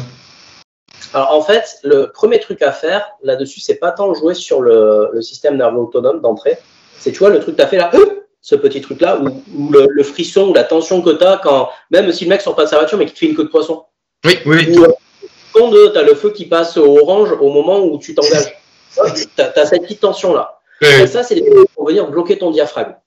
Okay. Et si ton diaphragme est bloqué quand les choses vont s'accélérer, tu vas tout de suite passer en apnée, tu vas tout de suite passer en effet tunnel, tu vas réfléchir comme un débile. Ok. Donc, le premier truc à faire, c'est de remettre de la mobilité au niveau du diaphragme. Et pour ça, typiquement, ça vient du système, mais moi, je l'ai un petit peu modifié pour plus cibler ce truc-là. Parce qu'en systéma, ils appellent respiration explosive de façon un peu générique. Moi, c'est un truc assez précis, c'est justement de venir faire une contraction du diaphragme, un peu comme si tu toussais. Oui, tu as dans le cas. Voilà, tu contractes et tu relâches, tu contractes et tu relâches pour remettre de la mobilité. Et tu vas voir si vous faites ce truc-là, par exemple, je reprends l'exemple de la queue de poisson, l'espèce de frisson qu'il y a et qui reste un peu, qui est désagréable. Oui. Vous respirez un peu comme ça, mécaniquement, vous allez par le diaphragme étirer tous les tissus qui se sont crispés à ce moment-là et qui ont aussi bloqué le diaphragme. Donc ce truc-là va partir très vite et vous allez déjà de base revenir à un état beaucoup plus neutre. Ok, super. Et ensuite, il y a un autre truc que moi j'appelle la respiration d'ancrage. Alors c'est à la fois quelque chose qui va être intéressant d'un point de vue physio, mais qui va aussi être intéressant d'un point de vue purement ancrage comportemental. C'est cette respiration-là. Tu vois, un truc un peu sifflant comme ça, très régulier, et qui doit quasiment devenir un réflexe dans ta tête dès qu'il y a une situation qui demande une forme de concentration. Ça peut être un truc très intellectuel comme un truc très physique. D'accord. Et le fait d'avoir ce rythme-là, ça va faire que, tu ne vas jamais te mettre en apnée parce que tu vas être habitué à ce rythme et tu vas produire ce rythme. Et deux, cette manière de respirer, elle va mettre beaucoup de mouvements dans le diaphragme qui va faire que là aussi, ça va éviter toute forme de crispation comme ça. Tu vois, si tu montes tes épaules ici, c'est très difficile de faire. Tu peux plus. Ouais. Et à l'inverse, si tu fais ce truc-là, c'est très dur de monter tes épaules. Tu vas pas le faire. Parce que ce truc-là, ça va éviter que tu te crispes. Tu as besoin là, ici. Ok, non, donc ça va te maintenir disponible. D'accord. Donc, en cas d'agression qui arrive, même ça peut être très, très presque inaudible pour là, ça peut juste être. Tu vois, mais il faut avoir ce mouvement et ça permet de te maintenir ancré en fait et disponible. Ok. Ouais, c'est. Moi, j'avais appris. Alors, on va parler la dernière fois. La respiration tactique. Alors, ça me fait rire, le tactique, c'est très tactical. Ils aiment bien mettre tactique un peu à tout n'importe quoi. On en parlait avec des contacts communs.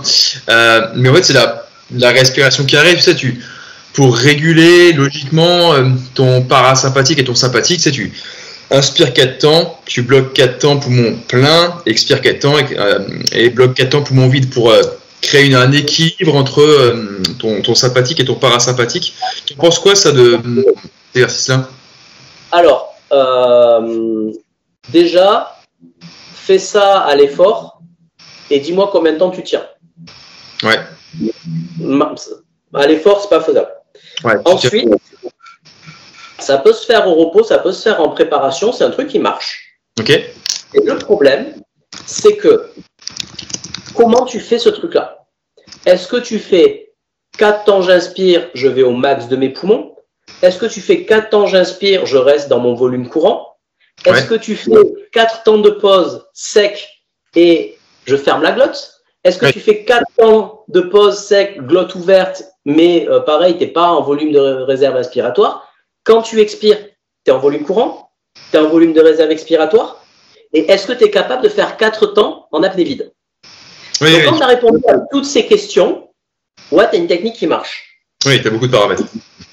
Il y a beaucoup de paramètres. Si tu fais ce truc-là mal, ça ne va pas du tout te faire un équilibre sympathique-parasympathique. Ça va simplement te mettre en sympathique. Ouais, ce que tu disais la dernière fois, faut savoir le faire, faut pouvoir le faire, il faut avoir les capacités de le faire. Sinon, je répète, c'est pas un truc qui est applicable directement dans l'action. La respiration d'ancrage, tu vois, quand moi je fais faire à mes élèves des combats, je leur demande de maintenir la respiration d'ancrage tout le temps. Après, on fait des apnées pendant le combat, vide, et après on récupère et on revient en respiration d'ancrage, justement pour faire en sorte que si tu fais pas ça, quand tu rajoutes des apnées vides dans le combat, en 30 secondes, t'es cramé. Oui, j'imagine bien. Ouais. Là, l'idée, c'est qu'avec la respiration d'ancrage, tu ne fais que des apnées vides contrôlées et le reste du temps, tu respires. Donc, c'est dur, mais ça tient. Donc, c'est faisable en combat. c'est faisable dans l'action. Les footballeurs, je leur fais faire beaucoup ça aussi. Maintenant, la respiration en carré, essaie de faire ça en combat. Compliqué, hein. Oui, bah c'est sûr, surtout que si tu, surtout si tu pars en expiration, si tu te mets en apnée au moment où tu as besoin de mettre un gros coup, d'avoir un apport, comme tu dis, on en parlait même en amont. Ce que tu disais, c'est si tu maîtrises pas ou si ça, le fait d'être poumon vide, alors toujours pareil, vide, moitié plein, moitié vide, mais et d'être en apnée te stresse. Tu vas galérer. J'en parlais hier soir. J'en parlais hier. Attendez, quel jour? Non, j'en parlais avant-hier quand j'ai un de mes cours là avec mes élèves qui a acheté ton bouquin. On en parlera tout à l'heure, mais je lui ai dit, est-ce que tu as essayé la marche respiratoire? Il m'a dit, ah ouais. Il m'a dit, c'est hyper galère. Il m'a dit, au bout de 8 ans, il me dit, j'en pouvais plus. Il me dit, j'en pouvais plus. Au bout de 8 ans, c'est impressionnant. Il m'a dit, c'est. Tu te rends compte d'un truc comme ça? Quelqu'un de normal, d'accord, ouais. Donc pas sportif, mais détendu, pas spécialement stressé, il doit arriver à 20, mais facile. Dans mes cours de respiration, j'ai des dames qui ont 70, 75 ans, en quelques mois de pratique, elles sont à 20, 25. Ouais. Donc, si le mec à 8, il craque, et c'est pas un cas isolé, hein, par contre, le niveau de tension dans lequel il est, et le truc qu'on en conclut aussi, à quel niveau il sous-performe dans tout ce qu'il fait de physique. Parce qu'il y a ça, conséquence. Ça, c'est un indicateur. Si tu n'arrives pas à faire ce truc-là, si tu arrives à faire que des temps très courts là-dessus, et les apnées sont des indicateurs du même type, mais ça veut dire que tu sous-performes dans tout ce que tu fais. Dès que tu vas faire un mouvement, dès que tu vas faire quelque chose qui te demande de l'énergie, tu vas faire moins bien que ce que tu es capable de faire. Ta limite, elle est absolument pas dans ton corps, enfin dans tes muscles, elle est dans ta manière de respirer, dans la gestion de ton système nerveux autonome. Ouais, je comprends. Et c'est vrai que ça se travaille, parce que quand je l'ai fait la première fois, je crois que je suis passé, j'ai galéré à aller à 12, je sais plus, puis après je l'ai refait quelques jours plus tard avec quelques conseils que tu donnes dans le livre, je suis passé à 15, puis 18. Bon, après, là, faudrait que je réessaie de passer au-dessus de 20, ce serait bien. Mais comme tu dis, quand tu réapprends, tu apprends à détendre, etc. Tu peux te le réapproprier. Et ça, au moins, c'est la bonne nouvelle du truc, au final. Mais comme tu dis, ouais, on se rend même pas compte qu'on sous-performe, en fait. C'est ça qui est dingue. Ça, c'est ton état normal, en fait, de sous-performer. Ouais. Et quand tu vois sur les... moi, en fait, j'adore prendre des sportifs qui ont des très mauvais paramètres là-dessus, mais qui sont bons. Parce qu'en fait, je peux les faire exploser en quelques semaines, mais de façon hyper simple. Parce qu'en fait, leurs paramètres sont tellement mauvais qu'ils s'handicapent eux-mêmes. Donc, tu fais juste en sorte qu'ils ne s'handicapent pas et tu as quelqu'un qui surperforme. Et après, on peut faire de l'amélioration derrière. Hein. C'est ça, ouais, c'est ce que je veux dire. Après, tu peux améliorer. Ouais. Bah, justement, ça fait une bonne transition. Est-ce que... alors, on en parlait tout à l'heure du livre, justement, c'est important. Mais... tu expliques déjà dans le fameux bouquin des exercices. Alors après, on en parlait tout à l'heure, hein, exercice, encore faut-il savoir comment le faire, bien le faire, etc. pour qu'il soit efficace. Sinon, ça peut être justement contre-productif. Mais est-ce que tu as justement des exercices qu'on peut utiliser au quotidien? Ça peut être des exercices du bouquin, par exemple. Qu'est-ce que tu peux proposer à quelqu'un qui écoute ce podcast, dire, bah tiens, essaye ça pour déjà te jauger un peu ton niveau de respiration, savoir un peu comment on respire? Alors moi, ce que je dis à tout le monde, c'est déjà commencer à être capable de respirer en abdominal et pas en ventral, c'est-à-dire avec une respiration qui fait gonfler le dos aussi, le dos et les flancs. Déjà, si vous arrivez à faire ça, on est pas mal. Ensuite, essayez de demander à quelqu'un de regarder votre fréquence respiratoire. C'est-à-dire combien de fois vous respirez par minute. Cette fréquence, si elle est au-dessus, allez, on va dire de 15, vous êtes handicapé. Enfin, c'est un handicap. Il va falloir essayer de la descendre. Et comment on la descend? En faisant en sorte qu'on ait le moins de tension possible au niveau du tronc. Parce que plus il y a de tension, plus ça va demander un effort de tenir une inspiration lente et moins le corps va avoir envie de le faire. Donc, en fait, on va chercher à faire énormément de travail d'étirement. Et un truc que j'aime bien faire, c'est des apnées pleines, mais très courtes, genre de 10-15 secondes pour les utiliser simplement pour venir créer de l'espace. Créer de l'espace. Des séries d'apnées pleines comme ça, c'est pas mal. La respiration explosive dont j'ai parlé, pareil, c'est un truc qui va être vachement bien pour créer de la souplesse, de la mobilité, de l'espace dans le tronc. Donc voilà, 3 petits trucs qui sont indispensables en fait. Il faut commencer par là. Quand tu dis 15 respirations, on est d'accord, c'est inspiration, expiration, ça fait 1. Non, 15 secondes. Tu parles de l'apnée pleine? Non, pour moi, quand tu disais fréquence respiratoire de 15. Ah oui, ça veut dire que dans 1 minute, tu respires 15 fois. Ouais, inspiration, expiration, ça fait 1, et si tu fais 15 cycles, à 15, ça paraît beaucoup, hein. Enfin, ça paraît beaucoup, enfin, comme tu dis, c'est handicapant. Alors, ça, je vais te raconter une anecdote super drôle. Aujourd'hui, tu regardes sur le site de l'OMS, et ils te disent qu'une fréquence respiratoire normale, c'est entre 15 et 20.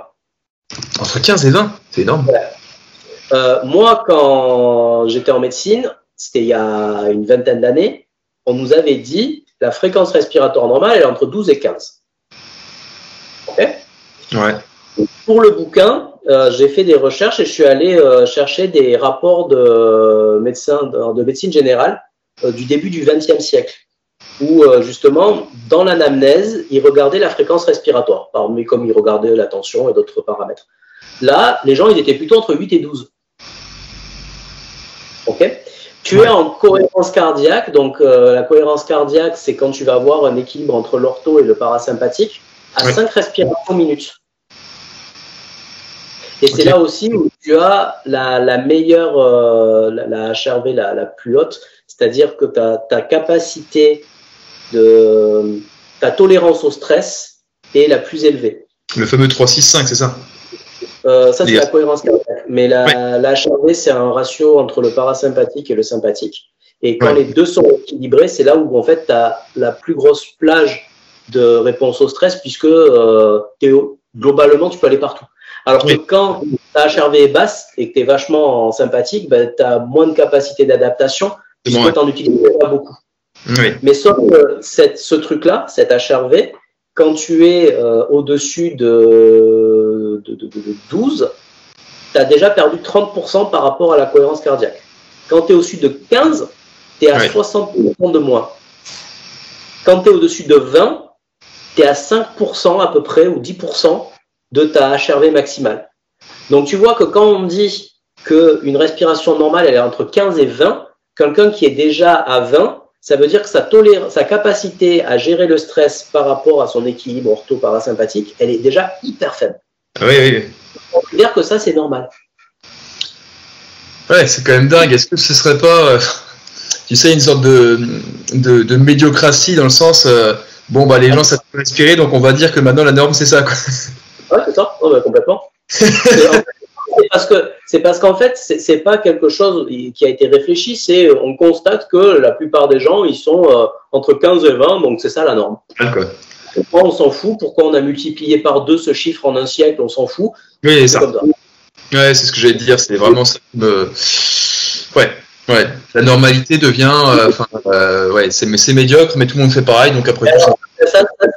Ça, c'est juste une anecdote rigolote, mais chez les animaux, il y a une corrélation forte entre la fréquence respiratoire et l'espérance de vie.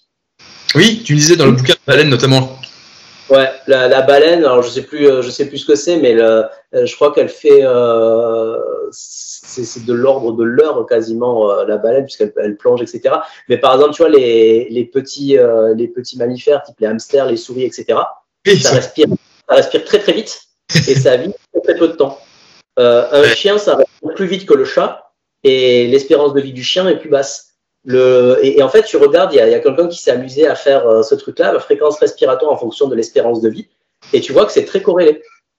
Alors, c'est une anecdote rigolote, hein, je ne sais pas quelle est la validité scientifique de la chose, mais c'est marrant de le noter quand même. Ouais, après, est-ce qu'on peut pas se dire que si tu respires plus vite, tu consommes plus d'énergie, donc comment dire Okay, t'as raison, et il y a un autre truc aussi, l'oxygène, ça reste quand même un oxydant. Oui. Donc, c'est quelque chose qui va faire à un moment des radicaux libres aussi. Donc, si tu respires très vite, tu vas beaucoup plus t'exposer et tu vas faire aussi plus de radicaux libres qui vont potentiellement faire des mutations et des trucs comme ça. Donc, il y a une cohérence. Hein. De toute façon, les gens qui sont malades du stress, au final, en ce moment, on en parle beaucoup, hein, les burn-out, etc. J'ai des collègues, de plus en plus de collègues qui, comme tu dis, hein, tu le vois cet effet-là. Tu le vois. Justement, quand tu vois quelqu'un qui respire très vite, tu sais qu'il va y avoir un truc qui va se passer dans pas longtemps. Ouais. Tu vois, une respiration à 25, après c'est considéré comme de l'hyperventilation. Ouais, mais il y en a. Hein. Moi j'en ai qui viennent me consulter et ils ont des respirations au-dessus de 20. Et c'est normal pour eux. Oui, c'est vrai. Tu leur demandes de respirer ne serait-ce que 2 fois moins, ils sont pas confort. Ouais, c'est devenu leur norme. J'ai une amie pareil on s'amusait à prendre notre fréquence cardiaque. Tu sais, on avait un petit, je sais plus quoi, c'est quoi on appelle ça la fréquence cardiaque, c'est une sorte de petit bracelet qui mesure différents paramètres. Et on s'amusait nous à se détendre au maximum pour essayer de baisser le cœur à celui qui aura le cœur le plus lent. Donc on passait sur des coups de 40 pulsations, voire un peu moins des fois, vraiment quand tu es vraiment très très très détendu. Et mon amie, elle l'essaye, et je crois qu'elle était à plus de 100 pulsations. Mais pourtant, elle était pas... Elle avait fait aucun effort, elle était devant la télé, en train de regarder la télé. Et je lui dis, mais c'est pas possible. Et en fait, elle me dit, je suis toujours comme ça. Et malheureusement, voilà, il y a des petits problèmes qui... Ouais, mais voilà, c'est... Comme tu dis, ça se corrèle. Ou à l'époque, un ancien boulot que je faisais, j'avais des collègues qui stressaient comme pas possible et qui couraient partout. Ils courent. Et tu les arrêtes, tu dis stop, respire, explique-moi ton problème. Et ils savent même pas trop, en fait. Ils sont stressés parce que, comme tu disais tout à l'heure, ils vont trouver le moindre truc pour dire c'est ça qui me stresse. Et ils savent plus pourquoi ils courent. Ils sont stressés parce que le collègue est stressé, qui leur a demandé un truc stressant, et donc eux ils courent. Après, il y a une grosse partie de mon travail, je m'intéresse de plus en plus à ça, c'est tout ce qui va se passer au niveau de l'esprit. Ouais. Et alors moi, je distingue le mental de l'esprit. Le mental, pour moi, c'est une fonctionnalité de l'esprit, mais il y en a d'autres. Et en fait, l'excitation, le système nerveux qui va passer en sympathique va venir perturber la partie mentale de l'esprit. D'accord. Donc c'est pour ça que tu vas avoir en fait des raisonnements débiles chez les gens stressés. D'accord, ok. Et effectivement, le mental va très très mal fonctionner chez ces gens-là et ça va se manifester par beaucoup d'agitation. C'est des gens, ils vont brasser de l'air. Ouais. Ok. Pour la petite blague, un de mes profs de bio à l'époque disait, si tu veux faire une bonne ventilation dans une pièce, tu mets d'un côté ceux qui brassent de l'air et de l'autre côté ceux qui te la pompent. Mais ouais, je comprends trop bien. C'est vrai que quand on est stressé, on devient très con. Et t'as beau le savoir. Ouais. Tu te fais avoir pareil. T'as beau le savoir. T'as beau prendre le temps de parler, prendre le temps de respirer de manière abdominale, etc. Et des fois, tu te fais embarquer. Bon, après, voilà, on n'est pas infaillible, mais d'ailleurs, un truc hyper important que je tiens entre guillemets à souligner ici, parce que je faisais l'erreur jusqu'à ce que je lise ton bouquin. Tu l'as très bien dit, respiration, je fais un petit aparté, mais respiration basse abdominale, tu le disais, pas respiration ventrale. On entend souvent respirer par le ventre. Donc moi je me disais, bon, mettez votre main sur le ventre, il faut que la main se surélève. Et donc j'avais tendance à pousser vraiment, je sentais une pression où je pousse ma main. Et quand j'ai lu ton bouquin, tu dis, ben non, c'est une respiration tout autour et tu pousses dans le dos. Je me suis dit, bon, bah alors attends, je mets mes mains sur les côtés. Bah, c'est pas pareil. Maintenant, depuis que je l'ai lu, j'ai changé la chose. Et donc maintenant, quand je relâche vraiment, bah oui, naturellement, en fait, je respire en gonflant le côté. Alors que, comme tu disais, j'avais mis une couche supplémentaire en me disant, ah non, c'est pas ça, faut que je pousse le ventre vers l'avant. Alors qu'en fait, c'est pas quelque chose de naturel, mais quelque chose d'appris que je m'étais dit, bon, bah, si c'est comme ça qu'il faut faire, voilà. Et ça pose des vrais problèmes, si on va sur cette parenthèse, parce que comment tu fais pour pousser le ventre vers l'avant? C'est quoi qui te permet d'amener le ventre à gonfler vers l'avant? Tes abdominaux? Bah non, ils se détendent, sinon s'ils étaient contractés, ton ventre il irait pas. Ce serait l'inverse. Donc tu pousses sur. C'est quoi? Tu abaisses le diaphragme, Donc en fait, tu viens contracter tous les muscles lombaires. Ok. Dont les psoas. Ah oui, ok, ouais. Ok. Bon. Est-ce que tu es familier du trauma release exercise du docteur Bertoli? Ça, et sur les psoas, où tu viens tout. Ouais. Il charge tes Donc, psoas. Donc lui, son travail, c'était de travailler sur les gens qui faisaient des chocs post-traumatiques. Oui. Et en fait, ce dont il s'est rendu compte, c'est qu'ils avaient les psoas tellement tendus que, lui s'est rendu compte que ces gens-là avaient les psoas très tendus. Et tant que tu détendais pas les psoas, ils continuaient à être dans leur boucle de cauchemar, de machin et trucs. Tu détendais leurs psoas, ce truc-là s'arrêtait. Okay. Y a un truc qui est présent chez tous les mammifères. Tous les mammifères, quand ils ont subi un stress, tous les mammifères, surtout les proies, parce que les autres ne sont pas trop l'occasion, mais en tout cas, les proies, quand elles subissent un stress, elles se font courser, elles se mettent à l'abri, elles tremblent. Justement pour relâcher ces muscles qui se sont tendus et qui, quand ils sont tendus, donnent l'information au cerveau qu'il y a un énorme stress. Okay. Donc, quand tu fais de la respiration ventrale, tu viens tendre tes psoas tout le temps. Et c'est déjà en plus une zone qui, chez la plupart des gens, est tendue. Donc, tu as les psoas tendus, tu les rends encore plus tendus. Il se passe quoi à ton avis? En fait, les gens ils commencent à avoir peur, ils commencent à être stressés pour rien. Donc, non seulement c'est pas souhaitable, mais ça crée un handicap. Ok, ouais, c'est vrai que tu viens créer, au fait, c'est l'inverse de ce que tu venais chercher, quoi. Et tiens, ça c'est justement comme on est un peu sur les arts martiaux aussi, c'est un exercice que je faisais faire. Tu sais, pour travail plus ou moins, appelle ça comme tu veux, d'instinct, de lecture de l'autre, de l'intention, peu importe. Ouais, sure. Mais en gros, l'exercice, c'est tu prends un couteau en alu, ok, ouais. C'était à deux, et tu viens planter le partenaire un peu fortement pour que le corps retienne la peur. Oui. Et en fait, l'objectif, c'est dès que tu sens que le mec va bouger, tu t'en vas. Qu'il bouge ou pas, on s'en fout. Ouais. Mais si tu sens qu'il va bouger, tu t'en vas et après tu demandes s'il allait effectivement bouger ou pas. Bon. Et en fait, quand tu fais ça, il y a une expérience super drôle à faire. Tu demandes à la personne de respirer en ventral. 15, 20, 30 secondes et de bien contracter le bas du dos. Ben, tu vas voir qu'en fait, il va être surréactif. C'est-à-dire qu'il va pas être capable de rester devant sans trembler, sans avoir envie de bouger. Tu lui demandes de ralentir, de se redétendre, de s'étirer le bas du dos. Il va être bien meilleur sur l'exercice. De la même manière, sur le même exercice, tu demandes à la personne, quand elle pense que ça va attaquer, de ne pas bouger. Et donc, tu vas voir qu'elle va venir se tendre dans le bas du dos. Et après quelques sessions comme ça, ben, elle va être surréactive. En fait, elle va plus avoir aucune lecture. D'accord. C'est hyper simple à tester. Ça prend 15 minutes à faire. Et tu vas voir, c'est hyper étonnant. Ok. Donc, en fait, il faudrait venir détendre les psoas pour garder ta réactivité, pour être plus à même pour garder ta lecture. Ouais, d'accord. Pour garder ton instinct. Ok. Comment tu pourrais faire pour... Est-ce qu'il y a un truc qu'on peut faire j'ai des rouleaux de massage, des trucs ici.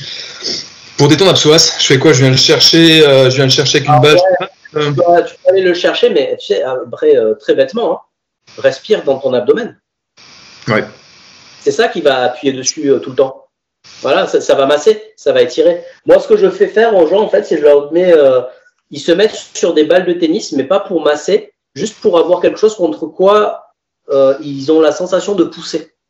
Donc, en fait, tu viens avec ton inspiration pousser sur tes balles de tennis. Tu mets 2 balles de tennis au niveau de psoas et tu te mets ventre au sol. Dos au sol. Dos au sol, ok, d'accord. Ah, tu pousses sur les balles de tennis dans le dos. Voilà, exactement. Et en faisant ça, ben, la zone se détend. Et à la fin, c'est ta respiration qui doit maintenir ça souple. Toujours pareil, c'est pas technique, c'est un état. C'est ta respiration, comme elle est bien, qui fait que les choses sont bien régulées. Oui, d'accord. Ouais.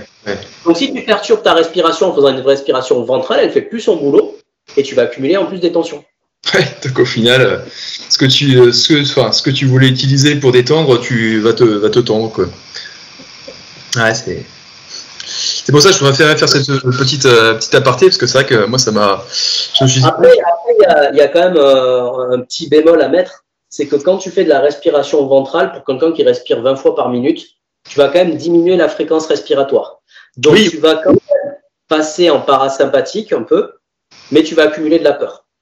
Ouais, tu vas en fait, comme tu sais, tu vas respirer moins vite parce que tu respires pas par le haut, mais bon, ce que tu gagnes quelque part, tu le récupères de l'autre, quoi.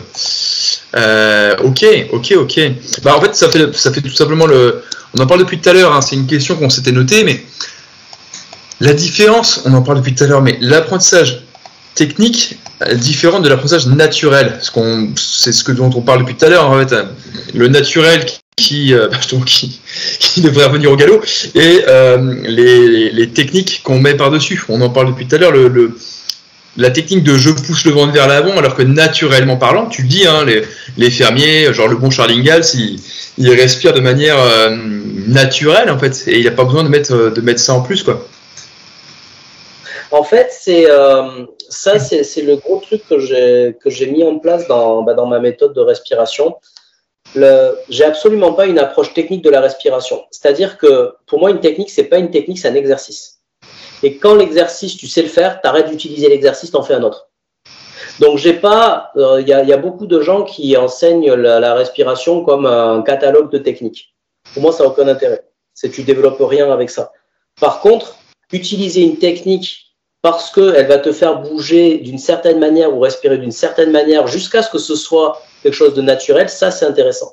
Et en fait, avec cette approche-là, à force de revenir au naturel et d'enlever, grâce, oui, à certaines techniques, des mauvaises habitudes, tu apprends à reconnaître des états. Ouais. Et l'important, c'est pas comment tu arrives à l'état, c'est l'état. Oui, je comprends. Quand tu vas te mettre dans un état donné, ta respiration, elle va se mettre en place toute seule pour correspondre à cet état. Et c'est ça que tu cherches, en fait. À la fin, tu cherches à faire en sorte que tu sois capable d'atteindre un maximum d'état par ta respiration, mais que tu n'aies plus besoin de ta respiration pour te mettre dans l'état. Et c'est ça, en fait, ce travail où tu reviens vers du naturel, parce que pour arriver à reconnaître un état et t'y mettre, il faut que tu enlèves tout ce qui t'empêche de le sentir. Ouais. Voilà. Et donc, petit à petit, tu enlèves les tensions, tu enlèves les mauvaises habitudes, etc., etc. Tu utilises certaines techniques respiratoires à un moment donné pour enlever telle tension ou telle problématique. Et une fois que tu l'as plus, tu n'utilises plus la technique. Parce que tu peux aller directement à l'état. Qu'est-ce que tu vas utiliser une technique si tu peux avoir l'état? Bien sûr. Ouais. Et à la fin, tout ça devient passif. Et on revient à ce que je disais avec le système A. Au début, la boucle est bouclée, tu reviens à quelque chose d'automatique, de naturel, et la technique, c'est simplement quelque chose qui t'a permis de te reconnecter avec ce naturel-là. Une fois que tu es connecté, pourquoi pratiquer si tu es déjà... Oui. C'est comme, je prends un exemple tout bête, un gamin qui apprend à écrire. Une fois qu'il a appris à écrire, il écrit, il est pas en train de se dire je vais refaire mes lettres sur mon cahier pour apprendre à écrire. Ça, c'est une blague de Vassiliev, mais un tigre, ça fait pas de pompe, quoi. Ça fait pas d'eux? Ça fait pas de pompe. Tu vois, le truc, c'est que quand tu as le bon état de détente, pour peu que tu bouges, ça suffit, en fait, pour avoir de la puissance. Et c'est vraiment ce truc-là que moi, j'essaie de développer. Il faut que ce soit naturel, il faut que ce soit passif de générer de la puissance. Si tu veux aller faire du sport, à cette puissance, tu vas rajouter de la force. Mais tout ça doit se faire de façon passive, en fait. C'est pas quelque chose que tu vas contraindre en enlevant d'autres fonctions. Ouais. En complément d'autres fonctions. Ouais, on comprend bien ce que tu dis justement en fait ça va faire c'est très bien, ça va faire le lien avec ton livre. Je pense que c'est le moment. Je sais pas si on va le voir. Si, bouge pas. Voilà, parfait, magnifique. Tac. Justement, améliorer votre santé et votre sommeil, booster vos performances physiques. On en parle depuis tout à l'heure. Gérer votre stress et vos émotions. Bref, tout ce dont on a parlé. Édition Solar, je pense qu'il y a je crois que c'est Benjamin Giraudon qui a fait, oui c'est ça, Désarmer la violence. Il y a Benjamin, il y a Alban aussi sur la survie. Oui, Alban. Et c'est une collection qui est gérée par Guillaume Morel. Bon, bah, voilà, comme ça, Alban Camp, pareil, on a fait, je n'ai pas fait de podcast avec Alban, on a fait plusieurs vidéos ensemble, mais ces bouquins, pareil, hein, je la mettrai ici. Solar, vraiment une très bonne édition, puis Guillaume, qu'on ne présente plus. Vraiment un super bouquin, on le trouve facilement, de toute façon, on le trouve facilement. Comment t'es venu justement l'écriture, l'idée d'écrire ce bouquin? Est-ce que c'était le début d'un travail, un accomplissement, ou c'était au long cours, tiens, je vais écrire un bouquin C'est Guillaume, plus ou moins, qui m'a proposé de faire ça, qui m'avait mis en contact avec les éditions Solar. Et la manière dont c'est fait, c'est parce que il voulait. Moi, j'étais parti pour faire un truc un peu technique. Un truc un manuel en fait. J'étais parti pour faire un manuel. Ce que j'ai fait avec mon deuxième bouquin d'ailleurs sur le stress, qui est beaucoup plus un manuel. Okay. Et en fait, ce qu'il voulait, c'était plutôt une histoire. Comment j'en suis arrivé là. Donc c'est pour ça que ce livre-là a cette forme. Donc c'est pas du tout un aboutissement. C'est plutôt qu'est-ce qui m'a amené à étudier la respiration et qui m'a fait prendre conscience qu'il y avait vraiment une méthodologie à développer sur ce sujet-là. Donc, c'est pas du tout un aboutissement, c'est au contraire ce qui amène à commencer. Ouais, c'est vrai que quand on lit ton livre, c'est ça qui était intéressant. Et quand on voit notamment les différentes critiques critiques dans le sens positif hein, sur Internet, c'est pas, comme tu dis, c'est pas du tout un manuel, hein, je cherche le sommaire, tac, voilà. C'est vraiment un cheminement, un peu comme un roman, en fait, on le lit et il y a une continuité, et c'est pas, étape 1, la respiration, étape 2, tac. Non, ça se lit vraiment comme un roman, comme une histoire, comme tu dis, hein. Et après, ce qui est pratique, c'est qu'on a à chaque fois des petits, do it yourself, des exercices. Voilà, c'est des petits exercices, ouais. Voilà, exercices, c'est toujours pareil, un peu, hop là. Exercice de respiration. Moi, je m'amusais à chaque soir à lire un chapitre et de tester l'exercice pendant quelques jours. J'ai essayé de mettre des exercices qui étaient en rapport avec le chapitre à chaque fois. Ouais. Et c'est vraiment, pour le coup, c'est vraiment des exercices techniques, c'est-à-dire que c'est des trucs qui permettent de prendre conscience de quelque chose à ce moment-là. Et à la fin, il y a un petit programme qui les met un peu tous ensemble, mais c'est ça si vous voulez, c'est un truc qui doit être jetable. C'est-à-dire que une fois que ce qui est dans ce livre, les techniques, elles ont créé le changement qu'on attend dans le corps, il y a plus à pratiquer tous les jours, pas du tout. Oui, on en revient à ce que tu dis. Voilà. Donc c'est vraiment le début en fait.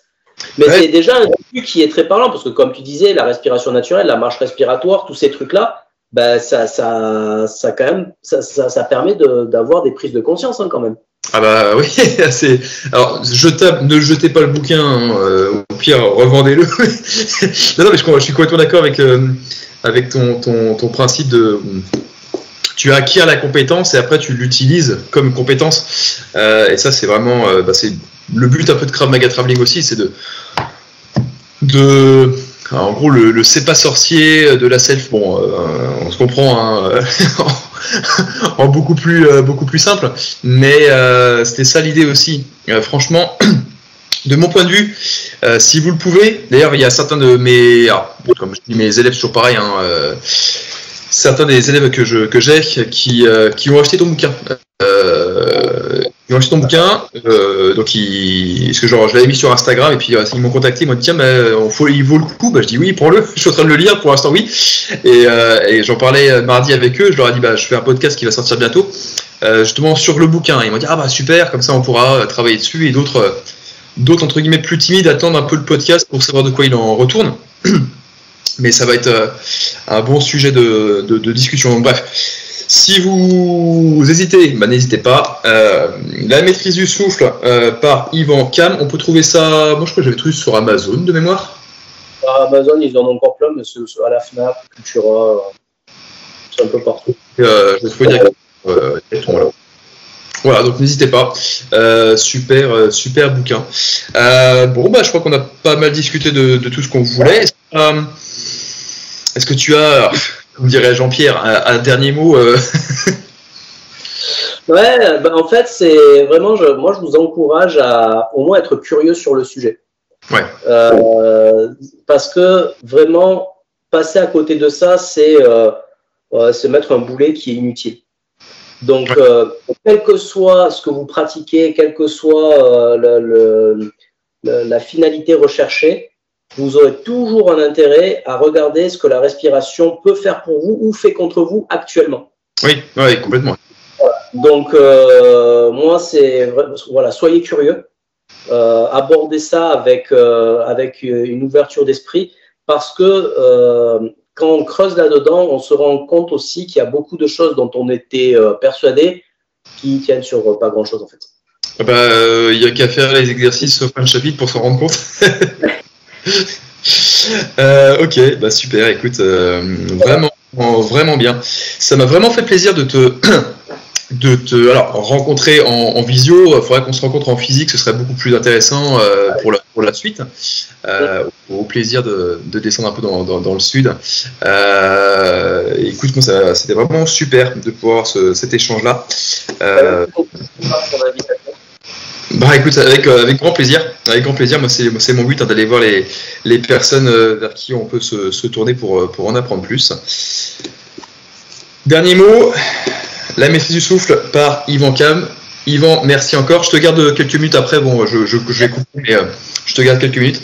Vraiment un super plaisir et au plaisir de se retrouver. Et pour tous les autres, eh bien écoutez, j'espère que vous aimerez ce podcast. Comme d'habitude, vous connaissez le principe, likez, partagez, etc., etc.